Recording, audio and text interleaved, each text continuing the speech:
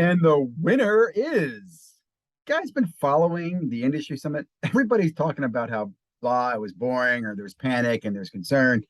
Did anybody care about the awards? I mean, there wasn't awards there. Now I know a lot of people are gonna laugh, but the awards are just fanboy awards. It's just an inner, group of guys getting together. I know that too, but still, man, don't you want to know? It's kind of like the Emmys or the Oscars. This is the hobby awards. And until someone else puts one on, this is what we got.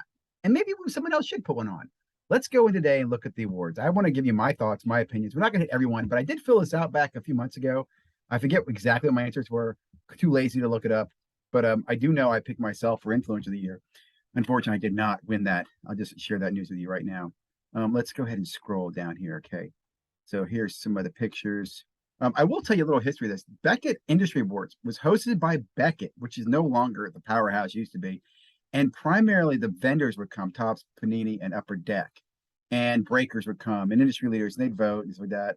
It's been an insight. Oh, we gave away some of the events. So first one, best baseball product of the year, Panini National Treasures. I'm going to have to say no. Like, how do you pick national treasures? Hope you guys can see that with me at the bottom here. I probably should zoom this in, right? Let's zoom in, bring it over here. Baseball product of the year. Yeah, you can't. How? That's false. You can't give a non-license. That's terrible. That's just okay. Next one up is basketball product. Now, basketball should be national treasures, but it's not. It's Panini Prism. So again, I'm gonna say, who picked that? Real collectors don't think Prism is the best basketball product of the year. Now, again, you have to say, are we talking the year it came out or the class? I don't know, but still, I would disagree with that one. Okay, next is best football product, National Treasure Football. I'm going to go there. Again, in my opinion, NT dominates football.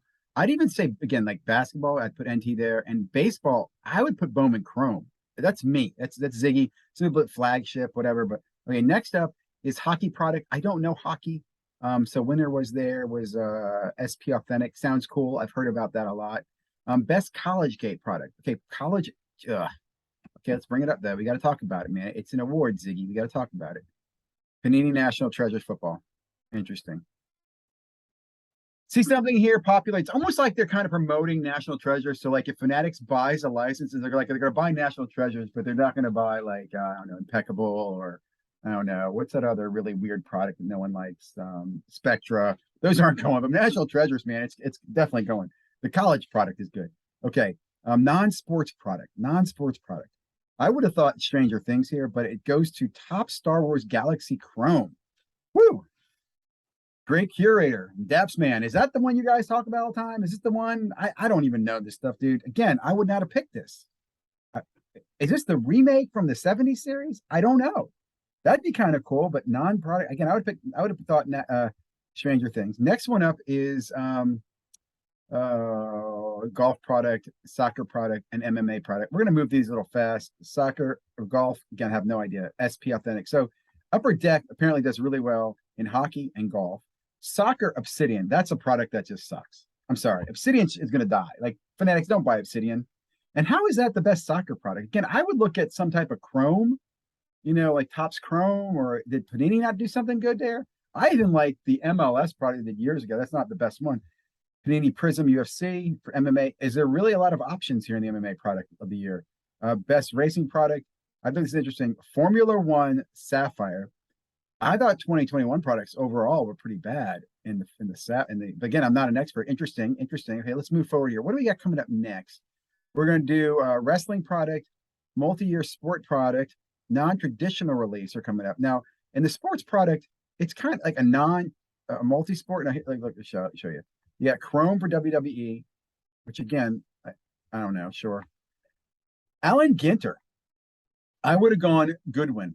I like Goodwin better than Alan Ginter. I don't think of Alan Ginter as much as multisport, but I guess so. Traditional release, Topps Now. Really, does anybody into that? I would have thought the stupid art cards, and I don't mean that, the art cards that I don't like as much, but used to like in Project 2020, I thought they would have been up there. The Topps Now just I don't know. They don't seem to be that exciting to me.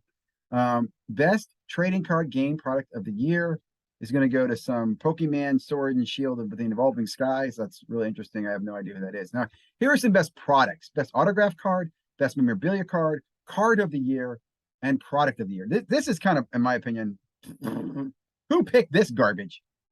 Immaculate Collection, dual logo man, Larry and Luca.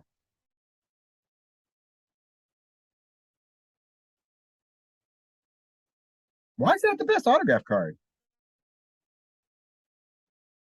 They may even hear about that card. You see what I'm saying? Like Larry and Luca, great. I just don't get that, man. Why? Why? Next one up, Panini Triple Logo Man. Remember, this is the $6 million. Oh, I'm sorry, $2 million card that Ken Golden was telling everybody about. Best memorabilia card. That's fair because it has no autographs on it. And really, if you're going to waste money on something that has no autographs on it, that's a good one to waste it on. Sorry, just not that wasn't appropriate. Card of the year is the Logo Man, the Triple Logo Man. Is that the same one, right? Again, I'm going to disagree on that. Why is that card of the year, man? There's so many other cards that I would have picked as card of the year. What would you say with those be, Ziggy? Well, I would have said the freaking Mantle 9.5 would be card of the year. Didn't that pretty much have a major impact on the hobby? I mean, that's card of the year to me. Product of the year, Panini Flawless. Again, that's just because of Drake. It's not the best product. You had National Treasure listed 55 times, and you don't pick National Treasures. Think about that, guys. This one I think is just best repack product of the year. I loathe repacks, but go ahead, David Adams. You can jump on that grenade. So now we got coming up here, best manufacturer, Topps customer service. Is it because Panini sucks so bad, or because Topps doesn't even deal with expired redemptions? I mean, think about it like that way. They don't even let you have a problem. Like, sorry, that call's short. You got a redemption. What's the date on it? Oh, it's expired. Click. And the Panini, they're like, oh, you got a redemption? Let me see. Can I get you some points? Can I give you a crappy autograph? What am I going to do for you, right? I understand, but I'm at least a fan, man. I'm a defend. Black Friday. Sure, I have no idea. Best ongoing promotion, first of the line. No, I'm gonna disagree with that. They've beaten that horse to death. There's nothing first of the line. It's off someone else's line. I don't know. I'm not a fan. Let me get my notes here. We got the fun ones coming up. My favorite ones are coming up. Oh, supplier of the year, Ultra Pro. Sure, they're not the cheapest one, but maybe they had enough supply chain. Next one, hobby influencer of the year. Now, last year was Steve Aoki, and this was something that, you know what, I did want this one, but come on, I know I wasn't going to win this one. But someday, if you have to have goals, you got to aim high, man. I'd like to be influencer of the year someday. Got a long way to go, man. Okay, here we go. Sports Card Nonsense, Jesse Gibson and Mike. So I have to say, I was surprised that I am aware of them. I do not regularly follow these guys. Something I'll quickly say right now. I like them more when they were influencers making content. I don't like them as much now they have Card Shop Life going. And I'll tell you this, I didn't reach out to them because I wanted to do the NFT breaking with them, and I want to get on their platform. And I've been stiff armed by these guys. I mean, I've called Mike, emailed them, I met them at National, and I haven't gotten very far with them. That's fine. They think I'm somebody else. He keeps saying, you're Zaggy somebody. I'm not. I'm freaking Michael ZiggyNo, ZiggyNo. You know who I am. I'm very upfront who I am. But when I think about these guys, I think about how far these guys are compared to, say, I never would have put these guys as influencers of the year when I think about the YouTube community. Like, I hate to say it, Jeff would have been higher on that list. I mean, Filmington, in my opinion, would be higher on that list. Who are some other ones? Neo would be higher on that list to me. Loot box guys are higher on this list than Sports Card Nonsense. But maybe I'm just not up to date with their influence and what they're doing. So applaud that. Not on my radar. Artist of the year, Lauren Taylor. Don't even know who that is, but hey, way to go, Lauren. I thought she did. Yeah, great, Lauren. I don't know who Lauren Taylor is. Local Card Shop of the year. This has got to be a joke. How do you give this to Dave and Adams? That's unfair. And God, I hope Fanatics wipes this stuff out. You got to wipe out these distributors who sit there like fat pigs. They're like the old feudal system, in my opinion. They're the lords of card feudalism. We have the power of the boxes. No, get rid of that. They should. How can they be local card shop of the year? Distributor of the year is hold on. You got David Adams won international card shop of the year, which I think is hilarious. And then you got Roadshow. Did I miss somebody? Roadshow is new local card shop of the year. That's definitely, again, happy for that. But again, you guys are, you really, there's so many opportunities you guys could have gone here and you excluded. You just, that's big boys. I mean, that's inner, what's it called? Old boy network. Terrible, terrible job, guys. Terrible. Next one, look at this. Go GTS or GTS distribution for distributor of the year.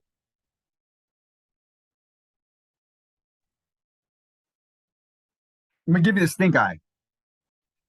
These guys lost their distribution with Fanatics because they were doing they were holding boxes and treating the hobby incorrectly. They were milking us, man. Okay, not that they are the only ones who do it, but they were. They did it. So what? They did it, and you're going to give them. Do you feel bad for them, man? Look, let me just go off to a little note here. I know the hobby's going to go through some corrections, and here's a secret, guys. A lot of people are going to go out of business. This is good for the hobby in general. I'll just leave it at that. Breaker of the year, Hitman Sports Breaks. No idea, but I've heard about him a lot. So congratulations. That used to be a big prestigious award and back in the day. I feel like now if you get it once, you can't get it a second time because there clearly are, in my opinion, bigger breakers, maybe having bigger impact. I mean, you can't ignore the backyard breaks guys. They're pulling all the hot hits. And there's also some amazing breaking stories where people built some businesses. That little pool man, right? The kid has $1 million business that he built over COVID. I mean, there's just better breakers. That's not fair. There are broader audiences you could have expanded that to. Breaker of the year. That makes sense. Auction house of the year, pristine. I think that's funny. In APSA Golden, podcast of the year. How do you get podcast and influence the same one? Did Steve Aoki win podcast last year? And again, I don't follow the podcast world. I'm not a podcaster, but I can think about it a lot. That 70s show podcast, great podcast. The old golden oldies or whatever that my baseball card collector does, much better podcast. And I don't mean to be mean. I'd say much better podcast, but there's other options, guys. Spread the peanut butter for God's sakes, man. So that's it. That's your who's who. Some familiar faces. Won't say any names, but people I recognize. Congratulations. Hope you guys enjoyed this breakdown of who won the awards.